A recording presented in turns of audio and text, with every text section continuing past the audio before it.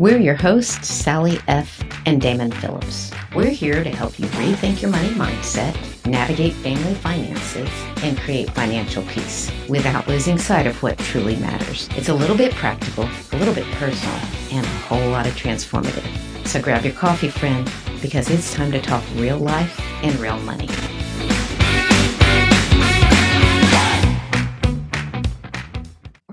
We're recording. Yeah. Welcome back. Welcome back to episode 9. We're at episode 9. It's the one after 8. Mm-hmm. Scarcity versus abundance. What's driving your money mindset? I know that already. You do? You know your answer? Yeah. What is it? It's definitely scarcity. Yeah? Definitely. Always has been. I think I have some scarcity mindset habits, phrases, beliefs, but let's talk about it. Okay, so why does it matter? True or false? You can have a big income and still not feel secure. Of course. Yeah. And you can have a little income and have amazing freedom. Absolutely. I get obsessed with these Instagram videos of these people that are living in like dirt floors and cardboard walls, and they're just as happy and as grateful. It's amazing to me. So it's not about the number. It is not about the number. It's about the stories that you tell or the way you believe. It's always your head.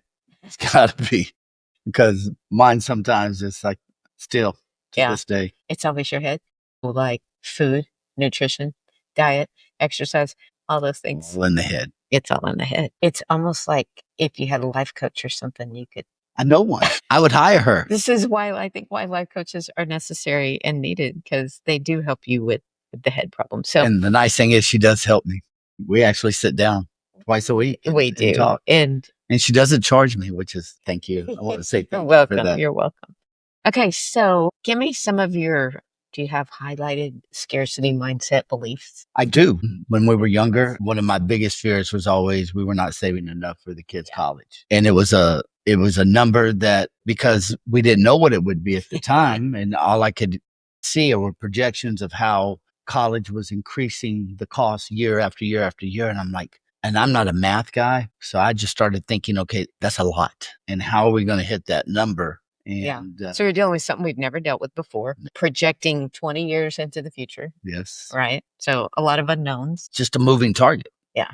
And so that, to me, that was one of the things. And then also, you know me, because you live with me forever, is just the saving part, that there was never enough. I mean, I literally probably would have saved every dime I had if I could. It felt like we did. Simply because I wanted to make sure at the end that we were going to have enough. And again, I didn't know what the number was. You can run the calculators and do the projections, but you don't know.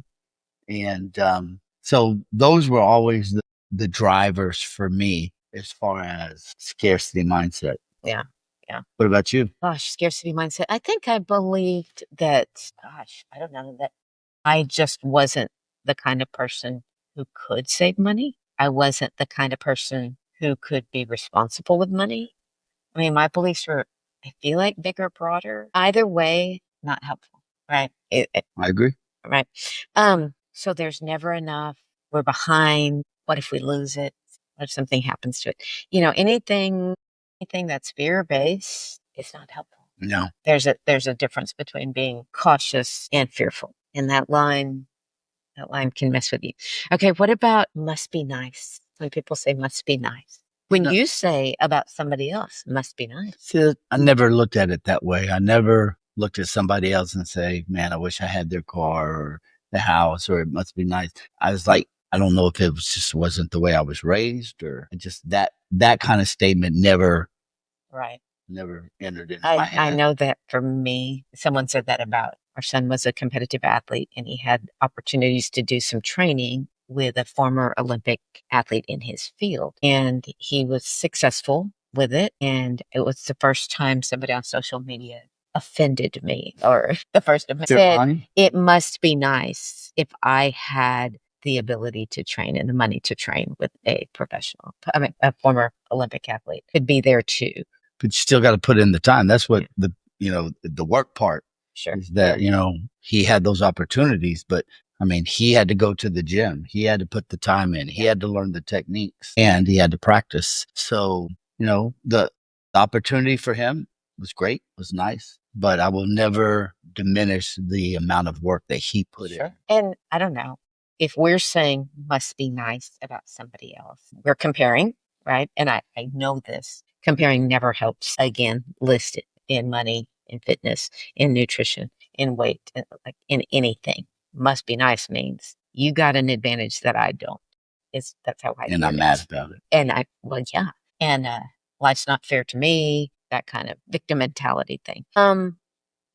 Okay, so what might that look like? It might look like hoarding. It might look like wanting to save it all, like just clinging tightly to everything. And if one of us is more, let's just hypothetically say, if one of us is more geared towards let's save it all, then there's resentment when someone is not on board with the plan or not. And I could say that flips to the other side too, is like, we have enough money to do this, but yet you want to save it or you want to invest it. And so, I mean, it can work either way, but it still comes down to the same Sure, thing. sure. So what does abundance look like? What is a, I guess, where's the shift? It's real easy for me to come up with a bunch of things that show scarcity mentality, but abundance mentality. Um, that's one I struggle with. I'll say that Yeah. for me, I think in my head growing up, I always thought, well, if you were satisfied, then you stop striving. Mm, So I always thought to myself, you can't be satisfied. It can never be yeah. enough. A fear of complacency.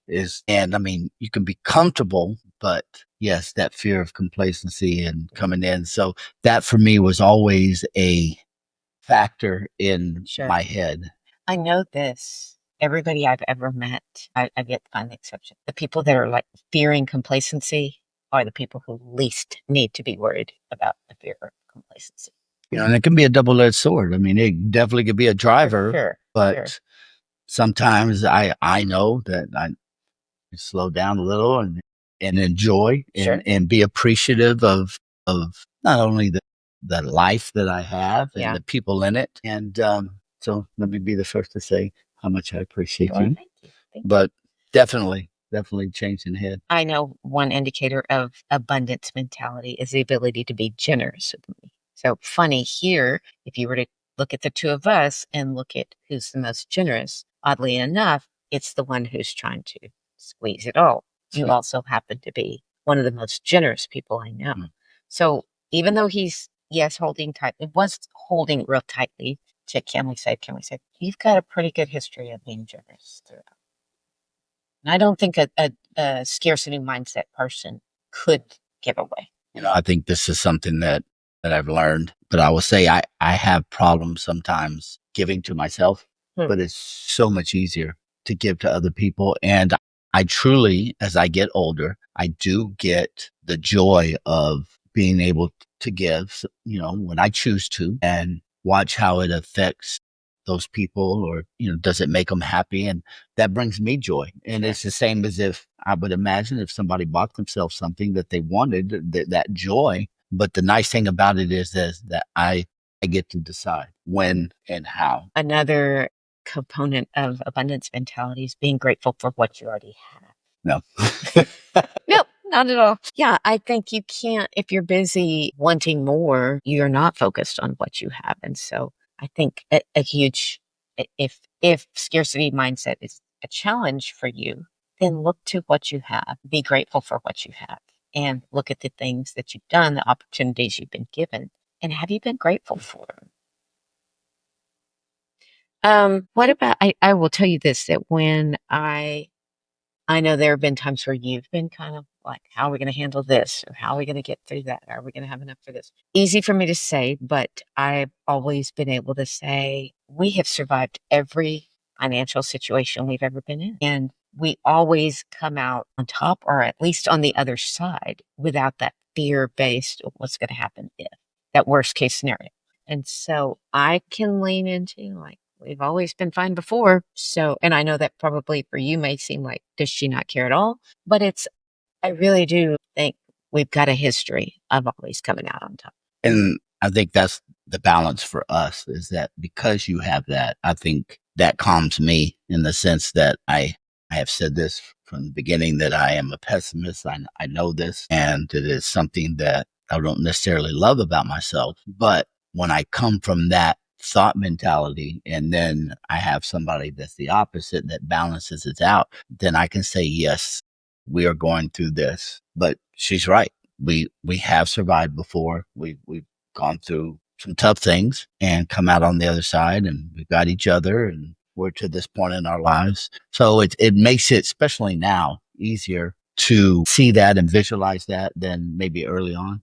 But I still haven't changed my Yeah. mindset. I will say this, there were times where I'd think, yes, some of it was we've always made it through, is I think he's worrying about it plenty that I don't need to. And I'm sure that I don't know, it didn't lessen your burden. I'm like, no, he's got it. Why do I need to worry about it? And I don't know that that was a helpful. It just pushed it all back on The you. nice thing is that I probably would have done it anyway. So it's Sure. not a negative thing or a bad thing. It's just the truth. Yeah. So things to watch out for. Are you reacting to, I think of things like, remember back in, gosh, I hate to say, when you were drinking and gas went crazy high. And this has nothing to do with nothing, but used to put everything on a credit card and we'd see at the end of the month. And I was a spreadsheet, and I was like, ooh, look, this month when gas is $3 and $4 a gallon. But when was this? 21 years Yeah, ago. 20 years ago, gas was $3 or $4 a gallon, and that seemed like a big event, right? It seemed like a crisis. What are we gonna do? But also, he was drinking in equal amounts of. Yeah, I was matching Yes, it was like your own personal 401k. Let me match yeah, it dollar for dollar.